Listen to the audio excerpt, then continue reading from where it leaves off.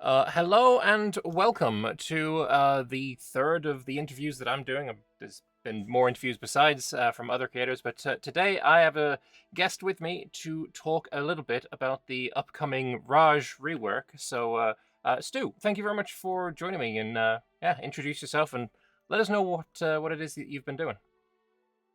Hello, everybody. I am Stu. I've been here for uh, probably about 1, maybe 2 years now doing development work, and I do primarily Rahen content, specifically the Raj. And while the Raj rework, which is something I'm going to be talking about today, predates me a little bit. I did make the Vizier rework as part of that, and the one of the mission trees that we're going to be going over here today interfaces pretty heavily with it, so it should be able to do a good job of showing off the new system.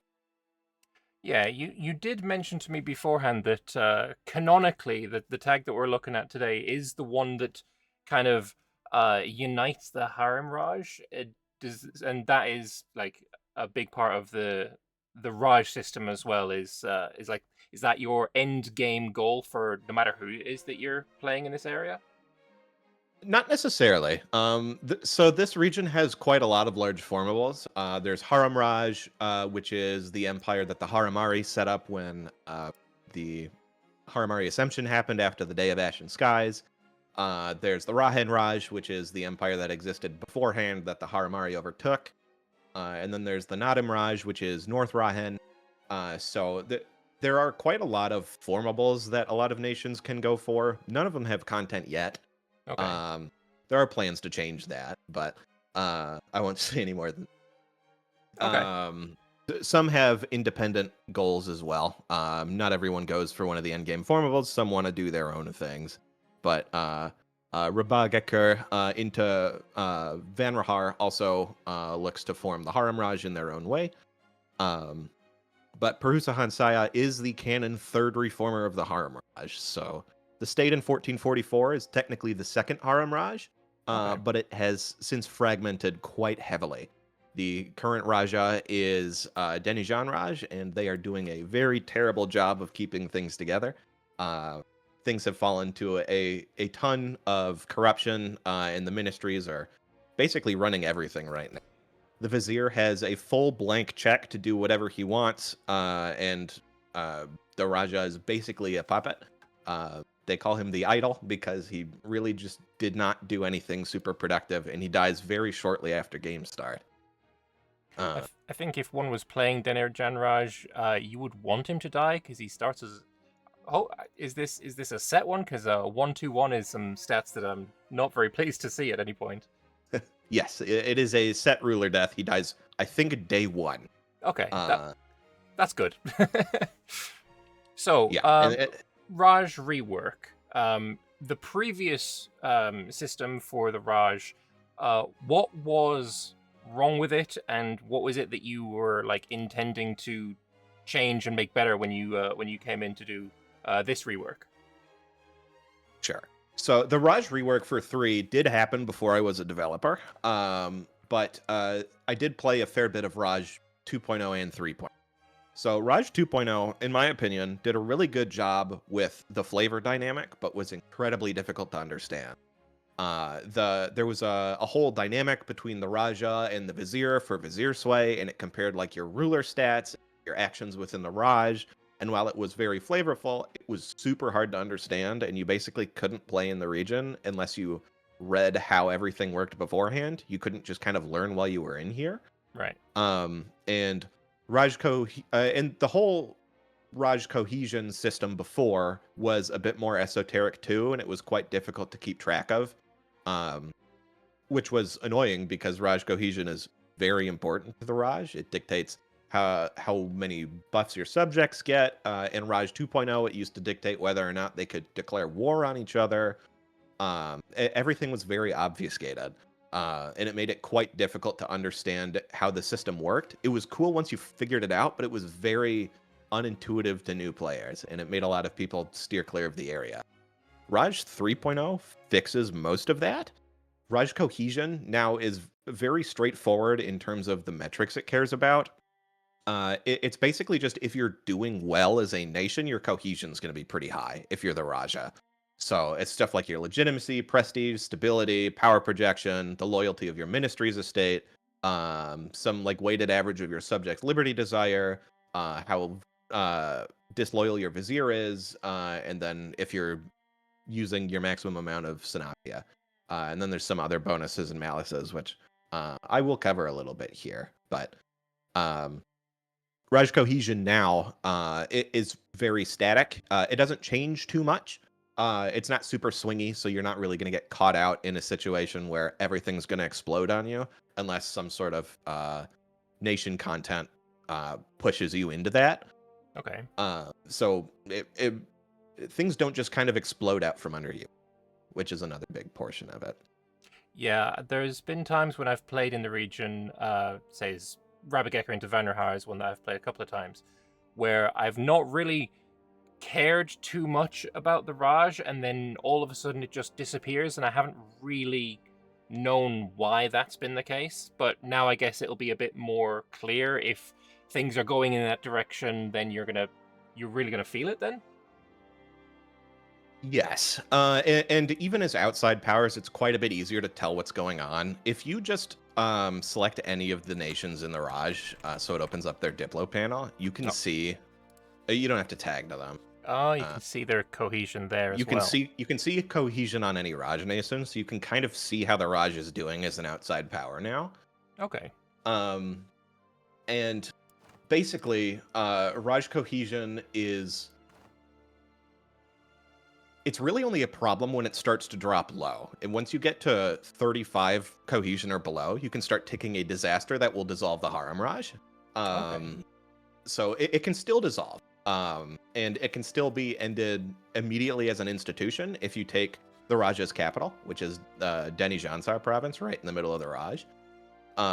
Just because, well, one, the entire system is coded around it, so it wouldn't work if somebody else owned it. But also, this is the ruling place of the Raja. It's very symbolic, and it's very centrally located for how far the Raj has fallen. So if it falls, there's basically nothing else keeping it together. Right. If you used to be a Raj nation, you can still reform it, but that is the primary method of dealing with the Raj if you don't choose to directly impact their cohesion, which you can do through like some special peace options against them, or attacking their other metrics that cohesion cares about. Okay. What kind? So peace options. So is there new things that you can do when you are at war with Dina Janraj to like hurt the cohesion in that way? So there are a couple things now. So the Raj is coded similar to Japan is, and the Synopti are basically the Raja's military vassals, and they join the Raja in every war they declare or have declared on them. And sometimes that is quite convenient when attacking into the Raj, because you can take things from multiple of the Synopti or the Raja at the same time. But there's a second type of Prabhi, or a second type of subject called a Prabhi in the Raj, which are less sovereign, I suppose. They pay taxes to the Raja, but they don't join wars. So declaring wars on the Prabhi could be quite difficult, because you could really only declare on one, and none of the other ones would join the war. Now, when you do that, you can some events pop up that let you fan out the war targets, so you can expand it to other Prabhi within the area. So Okay. you can include Prabhi in the war that wouldn't normally be a part of that. And now, when you declare war on the Raja, there is a peace option against them that lets you tank their cohesion for a bit. So if it's not convenient for you to go all the way into the center of the Raj to take their capital, because there's no dismantle effect like there is for the Empire, where you just need to hit a certain set of checkboxes and it goes away. You just have to straight up take the capital. We now have a peace option that lets you hit their cohesion a flat amount, which, if the Raj is already struggling, can often set them over the edge to dissolving on their own. Okay, I like that.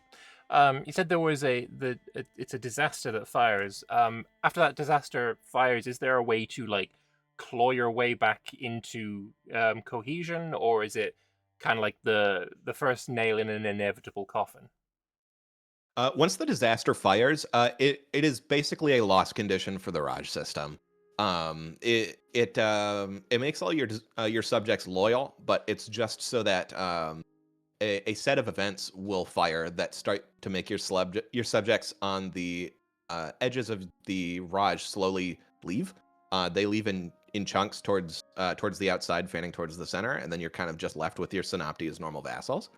So it is a nail in the coffin. You're not intended to come back from the dissolution of the Raj there.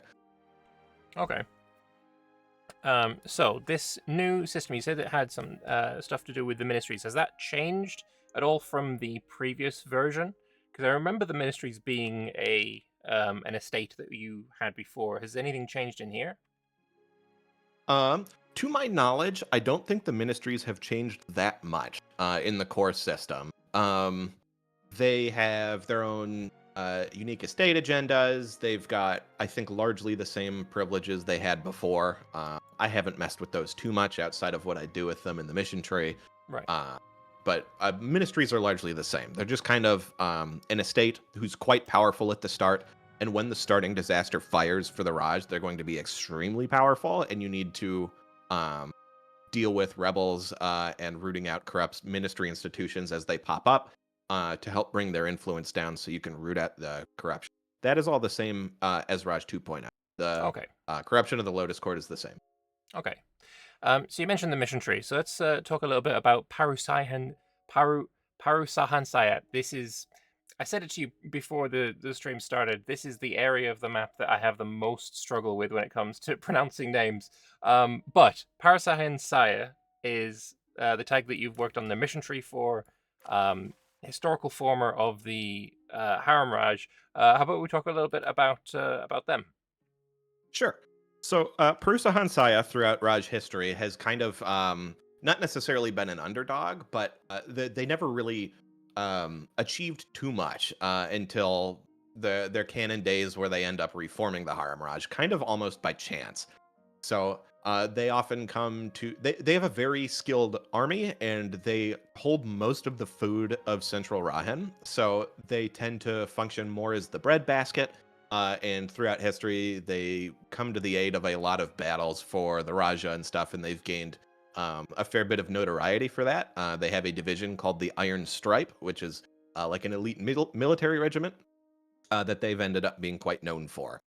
Okay. So you lean into that a fair bit in this mission tree. Starting out, you kind of this mission tree is predicated on the fact that the Raj right now sucks really bad. It's super corrupt. Everyone is incredibly incompetent, and people quite like you for how much good work you've done in the past. So you try to start a movement to take over the Raj for yourself and try to fix all the problems.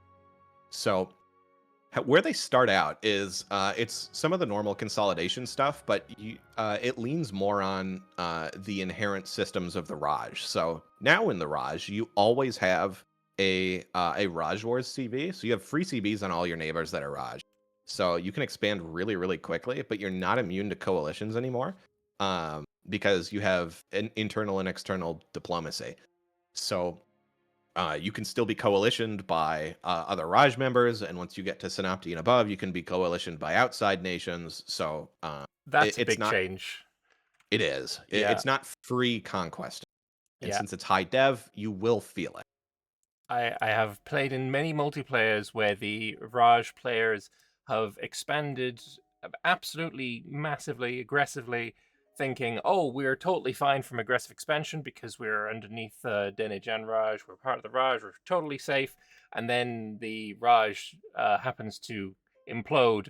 They're suddenly left with large amounts of AE, and it ends pretty swiftly for them. But if AE is now going to be a concern from the very start, I think that's going to make it a bit more not simpler, but it's going to be more clear for people that you can't just do that.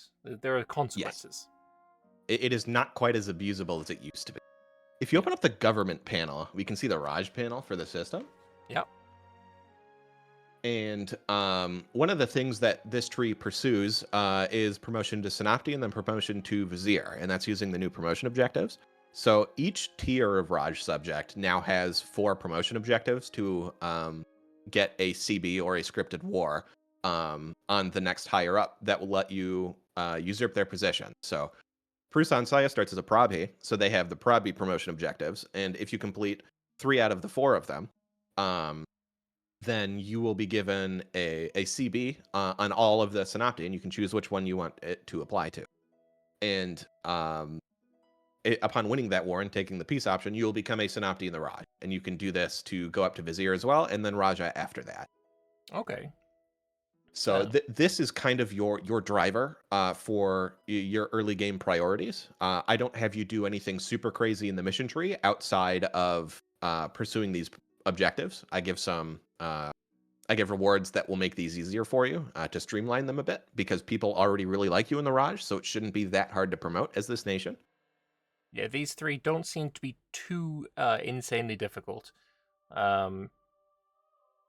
What is the 4th one there? Because hovering over this doesn't actually give me any indication of what it does. Oh, I have to I have to whip race to fix that, I suppose. But that is that I believe is a ministry's estate requirement. Okay. Either loyalty and or estate influence. Okay. And so then issuing this challenge is going to give you a CB or start a war immediately? Which way is that going? Yeah. For Synopti, it gives you a CB just because there's a lot of targets for it. Right. There's only one Vizier and there's only one Raja, so when you click the button for those, it just starts the scripted war for you. Right, okay. And that first promotion objective is harder than most people expect, the Raja opinion one, because 1, you have to deal with AE, but 2, in Raj 3.0, we have added unlawful territory.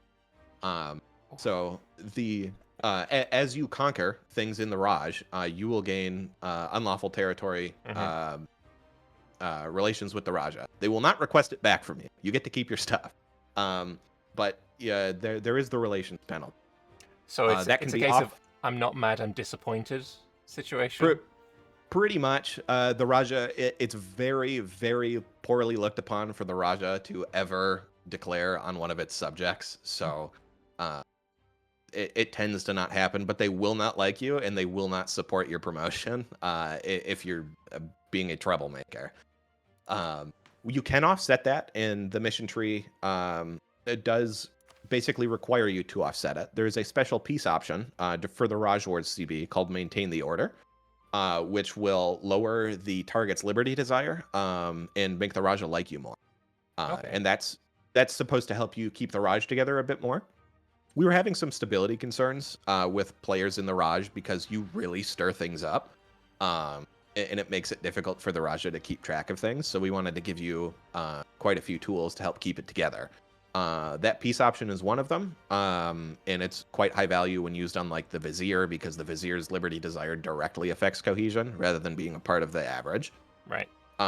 So it gives you up to 200 Raja relations, which is very nice for hitting the relations requirements because it's 100 for the Prabhi, 150 for the Synopti promotion. So do you have to do this 3 times then? You have to have them favoring you, like the 100 relations, and then you issue challenge, you promote, and then you have to do these objectives again. So like, cause it looks like the first time you do this, getting to 100 doesn't seem too difficult, as he already likes you at 85. But then by the time you do it a second time, maybe you've expanded a bit, he doesn't like you as much then. Yeah, and the objectives are different for each tier. They're not okay. the same for each one each time. So like because the Synopti joins the Raja in wars, one of them is winning battles while the winning battles during wars that the Raja or Vizier has declared, because you're helping them militarily. That's one, or you can add provinces to the Raj by conquering outside it or subjugating, stuff like that. They do change as you go up. The Prabhi ones are pretty simple, just because the Prabhi aren't really allowed to do much in the Raj. You're very subservient to the Raja. You don't join wars or anything, so it's more about internal stability. Okay. Nice. So should I open this save that you have given me and we can see a little bit further into Parusahan Saya then?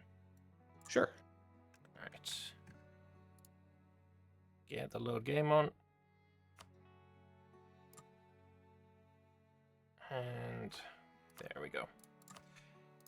So as you're moving through the Parusahan Saya mission tree, you're getting your way up the ranks, and what kind of situation are you going to find yourself in say 100 years? You've, I assume, gone up to Synapti, then you're ruling the Raj. What are we at this kind of time period?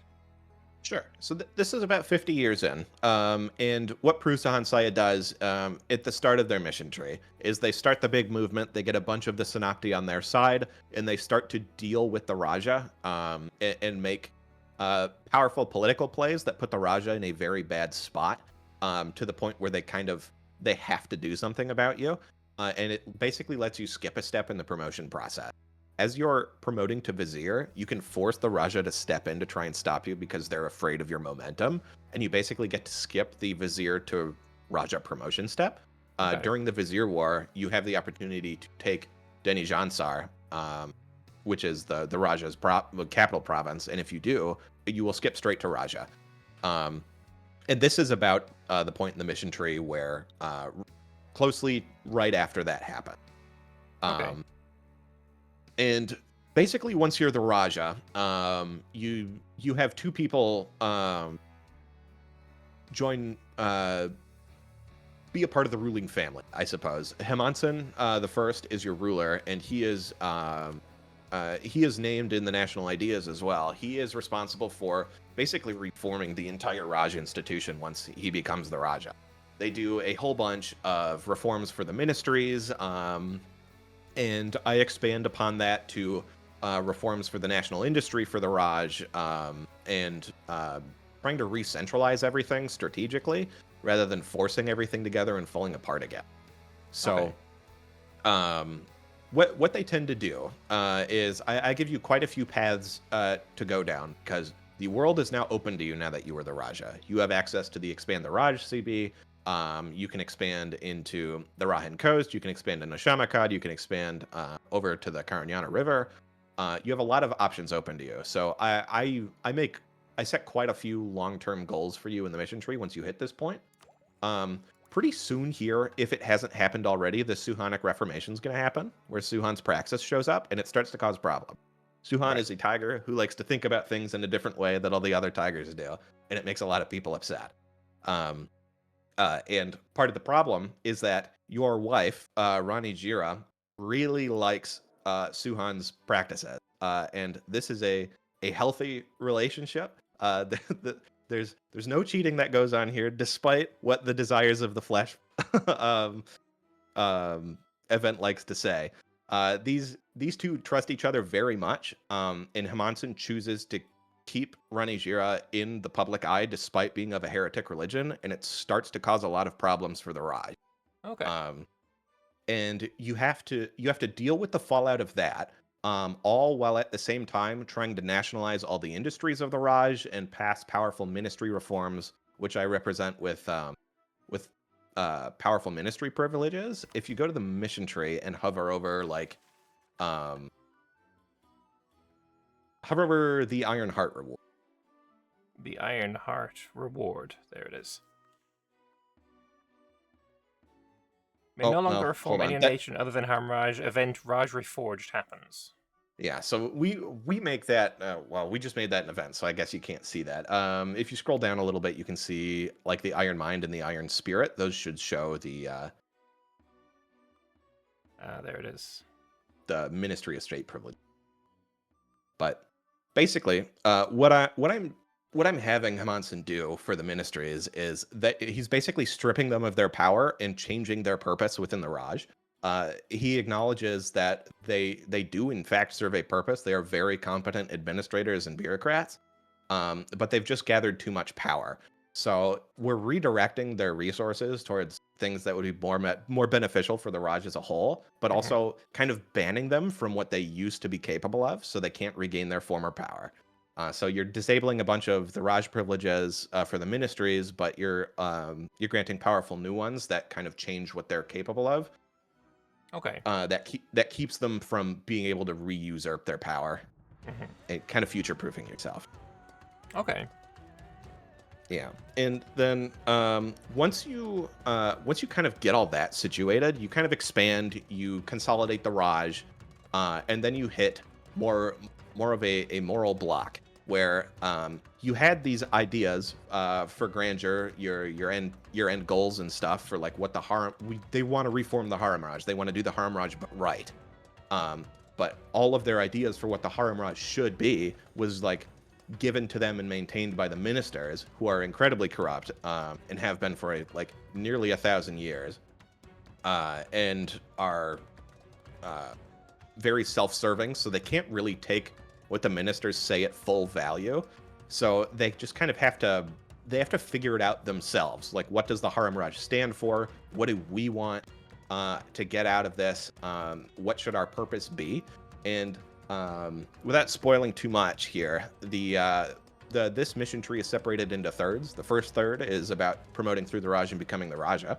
The second third is about reforming the Raj once you are the Raja, and expanding the Raj and increasing the power base and fixing the ministries. The third is about finding your purpose as the true Harem Raj and what it means to be the true Harem Raj, and trying to figure out what is real and what is fake with what the ministries told you. Mm-hmm. And that does include uncovering some of the secrets of the ancient Haramari Empire, which is what the Harem Raj used to be before it was split in two, back when Haramar ruled it.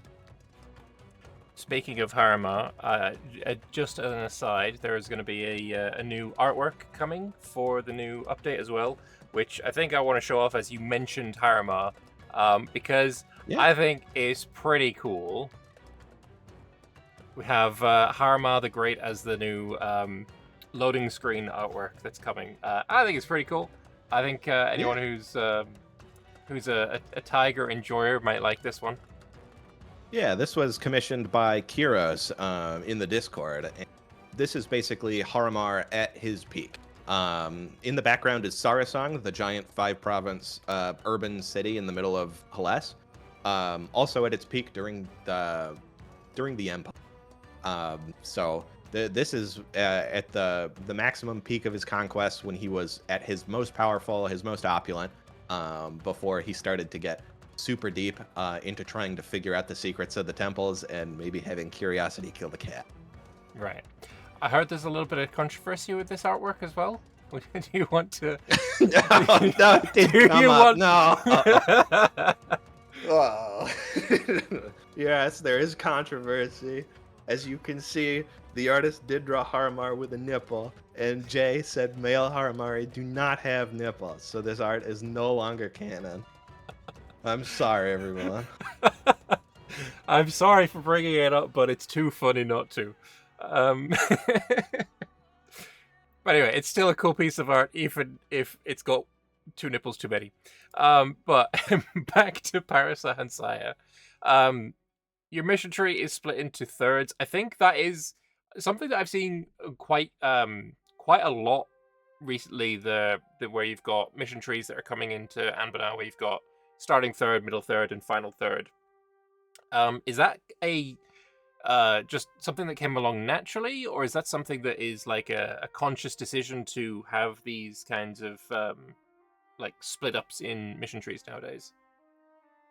It's not anything we mandate. I think it's just quite natural for storytelling, especially for narrative-based trees, where often players don't read ahead, and sometimes it bites them in the butt when you get hit with like a 40% crown land requirement on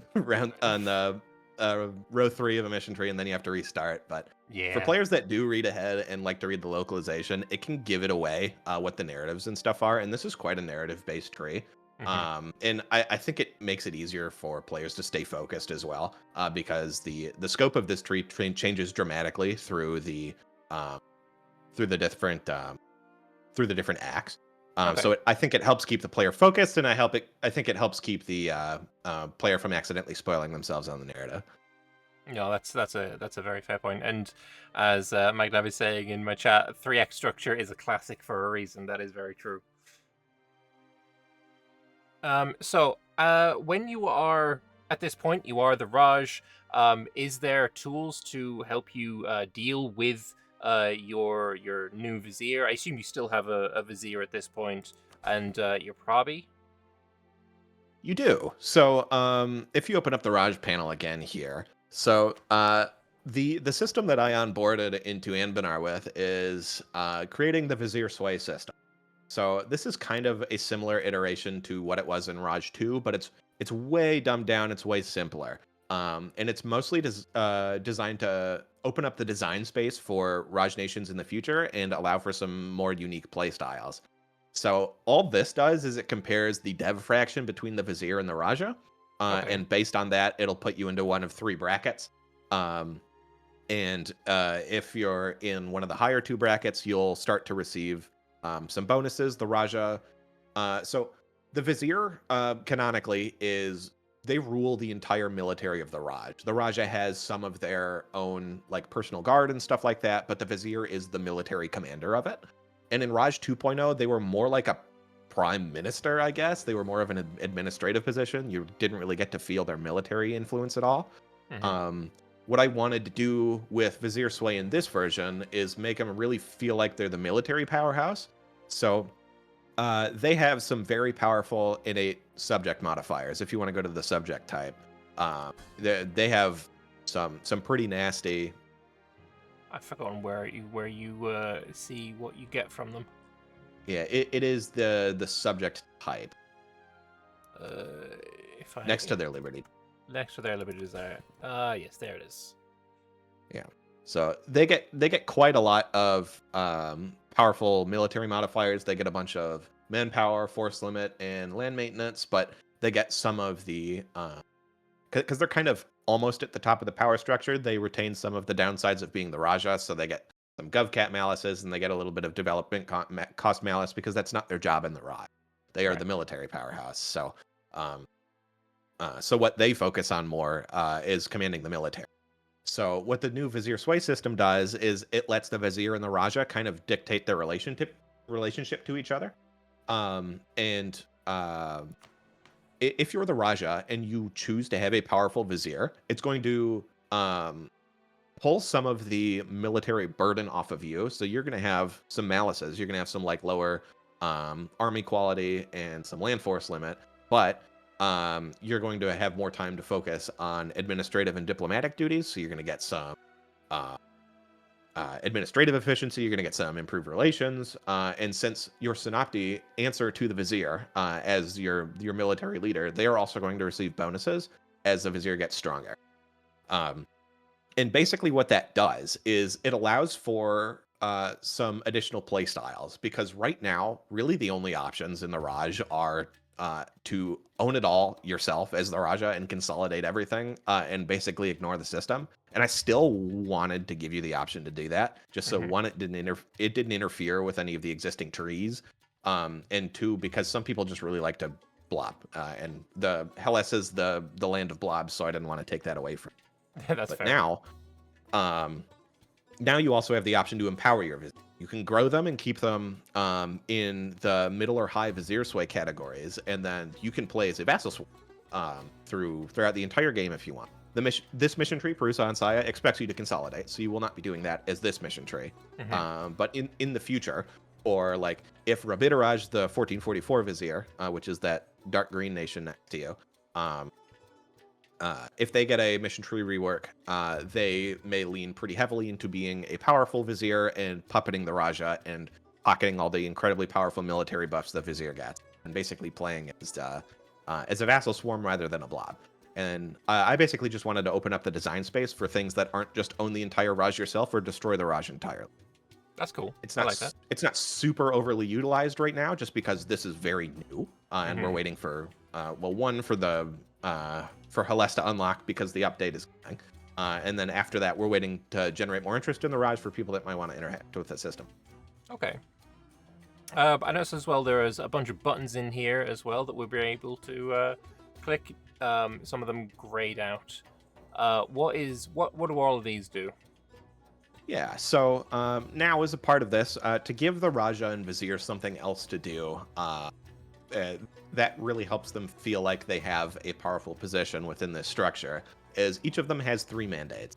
So the Raja and Vizier have 3 unique mandates that affect everyone in the Raj, Hmm. in some in different ways.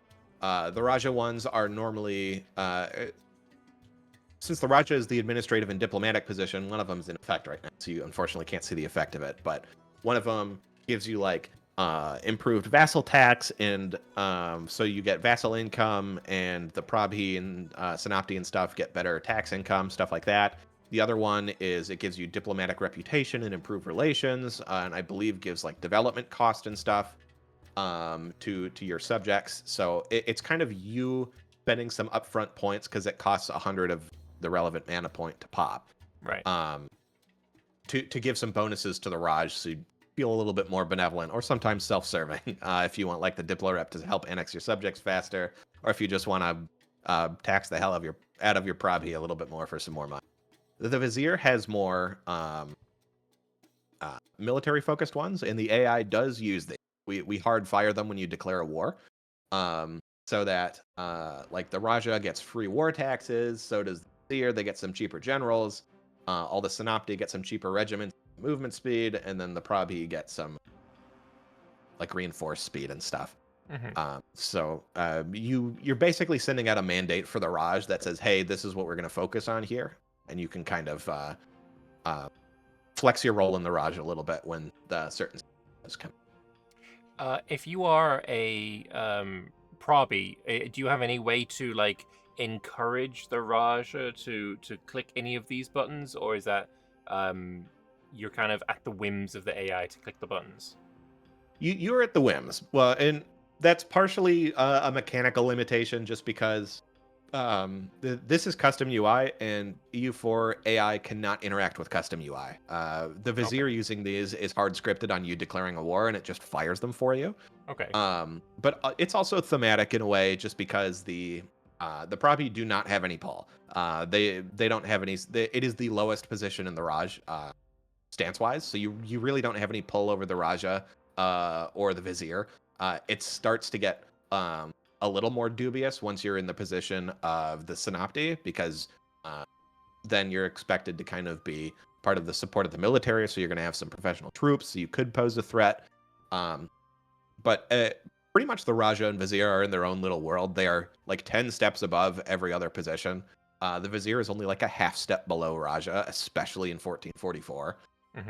So they're kind of in their own world. Can't really force them to do much without forcing yourself into their position, because there's a lot of ego and a lot of unwillingness to change in the Raj. Okay.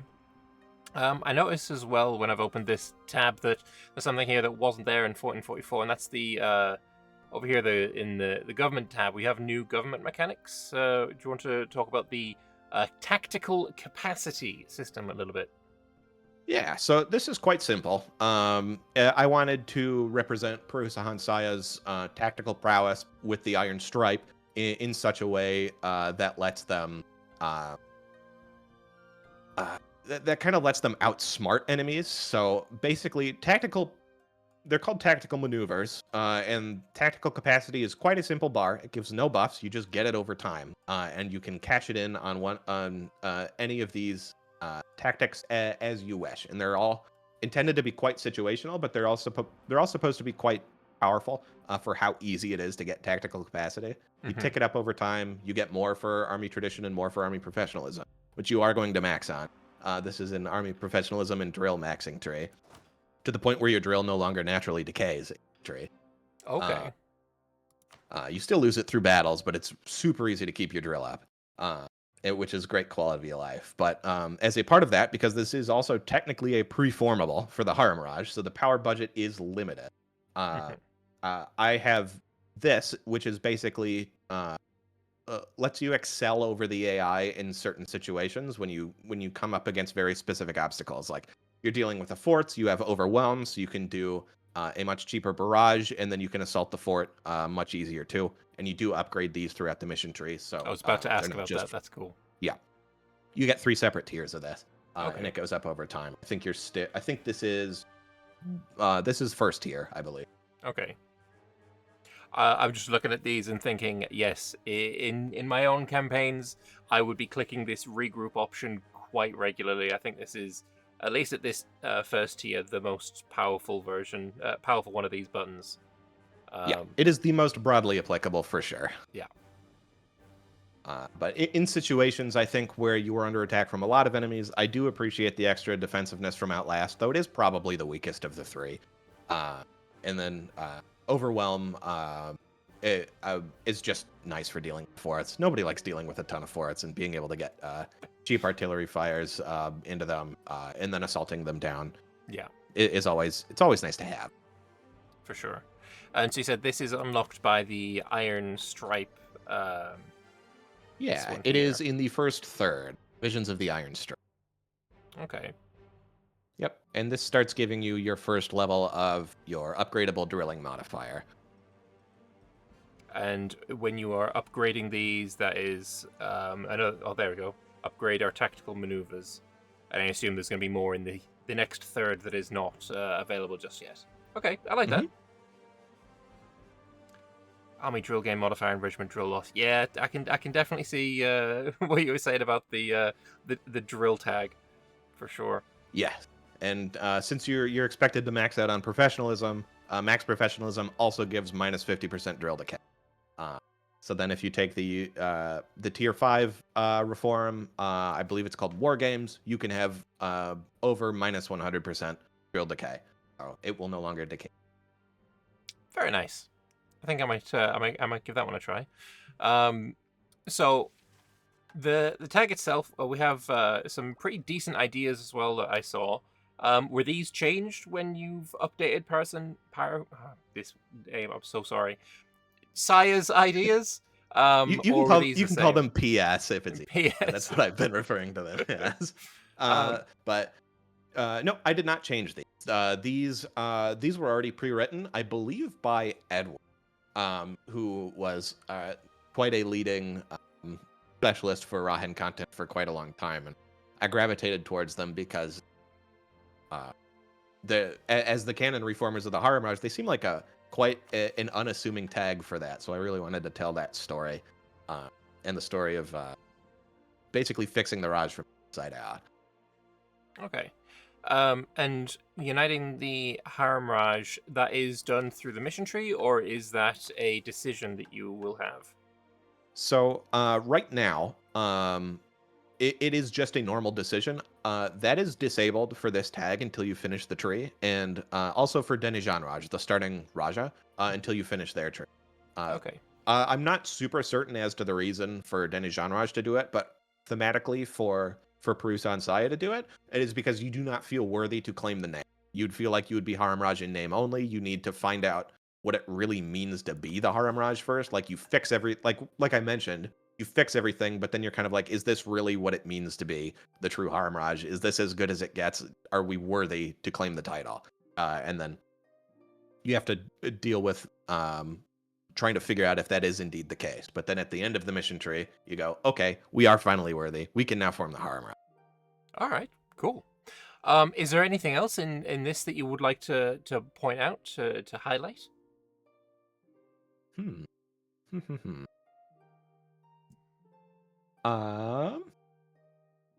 I don't think there's too much else to cover here. I don't really want to spoil too much of the mission tree because it is narrative. That's always the danger, isn't it? It's like, oh, I want to tell you about all this cool stuff, but I also don't want to like share too much because you gotta experience it. I totally understand that.